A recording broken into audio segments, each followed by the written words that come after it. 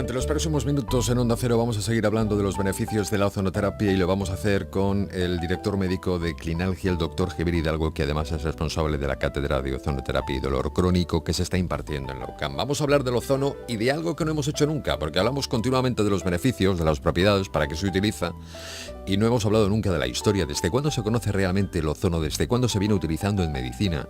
Es lo que hoy vamos a analizar, lo hacemos, como decíamos, con el doctor Javier Hidalgo, director médico de Clinalgia. Javier, muy buenas tardes, doctor. Hola, buenas tardes a todos. ¿Qué tal? ¿Qué historia más interesante tiene? Vamos, se podría escribir una novela y hasta un libro. Y hasta un libro, porque ¿cuándo se descubre el ozono, Javier? Bueno, el ozono, desde el avanzado el 1700 ya se detecta un gas que tenía un olor especial.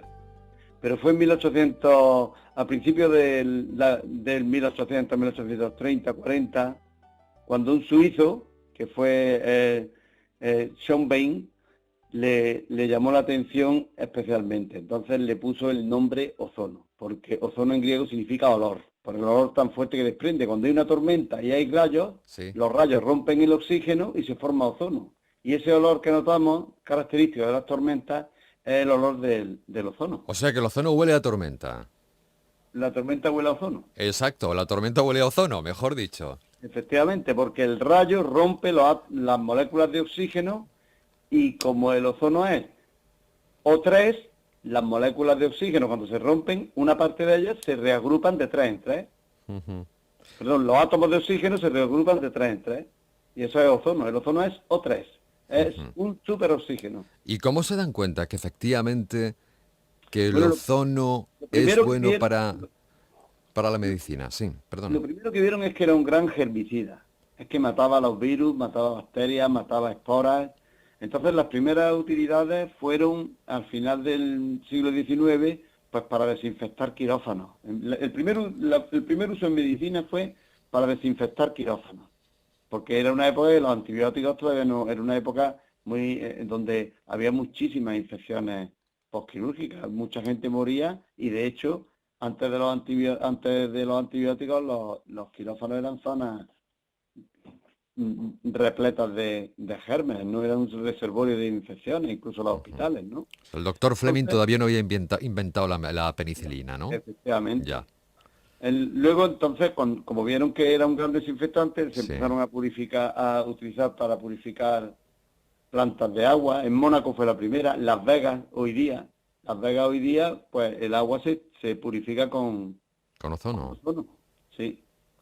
Y luego ya empezó, entonces lo primero que se utilizó fue el agua ozonizada. Sobre la piel, en enfermedades de la piel.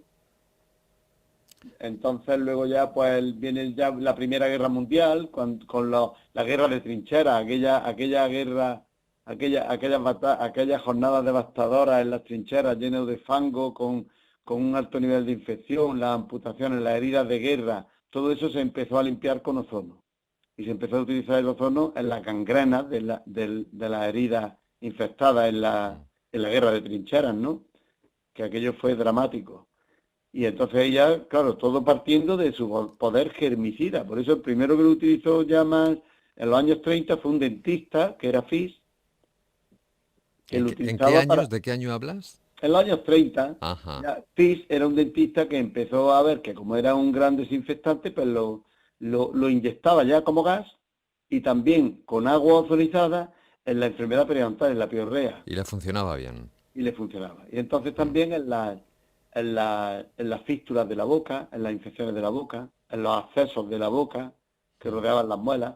Ya ves, han pasado, pues desde 32 hasta ahora que hemos leído nuestra tesis de ozonoterapia en enfermedad periodontal, pues unos pocos años. Pues sí, Y a- y de todos estos primeros análisis o explicaciones que estás dando del uso, ¿realmente cuándo empiezan a ponerse en marcha o a realizarse los estudios, los primeros estudios serios ya sobre el en ozono? estudios serios, desde los años 30 ya había una academia de investigación con ozonoterapia en Alemania.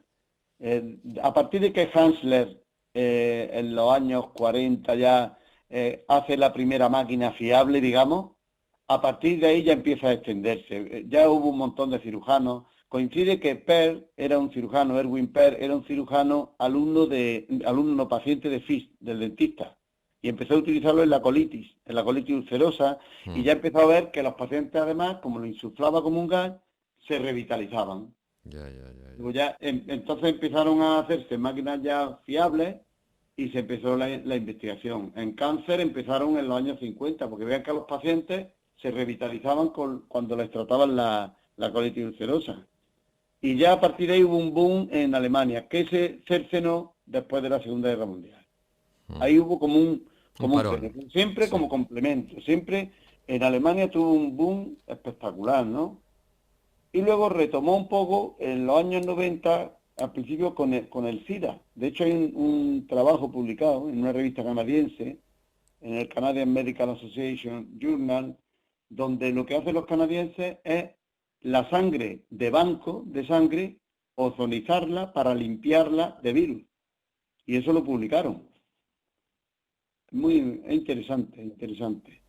O sea, luego ya vienen todos los estudios de Cuba, que un día traeremos a la doctora Silvia Menéndez, que es mi amiga, que es una de los padres de la ozonoterapia. Luego el doctor Bocci en Italia, en Siena, ya de hecho son los responsables, entre la doctora Menéndez y el doctor Bocci, son responsables, Fran Hernández también, son responsables de muchísimos ensayos clínicos en ozonoterapia.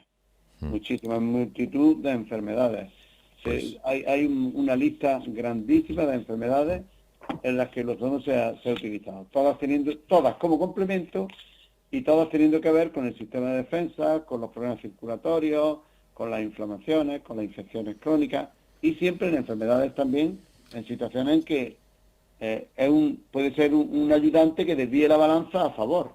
O sea, enfermedades que no tienen curación definitiva, ¿no? Enfermedades crónicas. Enfermedades crónicas. Pero se ha ensayado en SIDA, se ha ensayado en úlceras en la córnea, por ejemplo, un montón de enfermedades, o sea, que tiene que ver con el poder germicida del ozono. Ya. Sí, que tiene que ver con el poder revitalizante, con el poder estimulante general de la bioquímica del organismo. Tengo por aquí, eso es un resumen del tiempo, ¿no? Desde que se empieza a utilizar es una cosa que parece que es nueva ahora, pero en medicina fue un boom a principios del siglo XX. Bueno, ahí está. Luego, el desarrollo de la industria farmacéutica, el desarrollo de la antibiótico-terapia, todo eso frena, porque coincide que suben los antibióticos y todavía no hay máquinas fiables de ozono. No que ahora, obviamente, hay un nivel de seguridad, es imposible que haya ningún tipo de problema. Estamos hablando de hace más de 100 años, ¿no? Ya. Entonces, claro, hubo esa coincidencia. Cuando la ozonoterapia estaba naciendo, llegó el boom de los, gracias a Dios, el boom de antibióticos. Javier, no queda más tiempo. Yo tenía por aquí algunas preguntas de los oyentes, pero no nos queda más tiempo. Ha sido muy interesante escucharte. Ya saben ustedes que Javier lleva muchísimo tiempo investigando sobre la ozonoterapia, tratando también a muchísimas personas con dolor crónico con la ozonoterapia en Clinalgia. Y bueno, Javier Hidalgo también es responsable de la cátedra de ozonoterapia y dolor crónico que se imparte en la UCAM. Javier, hasta la semana que viene. Pues nada, hablaremos de más cosillas. Cuídese usted. O algo. Un abrazo. Vale, venga, un abrazo a todos. Adiós, doctor, hasta luego. Adiós.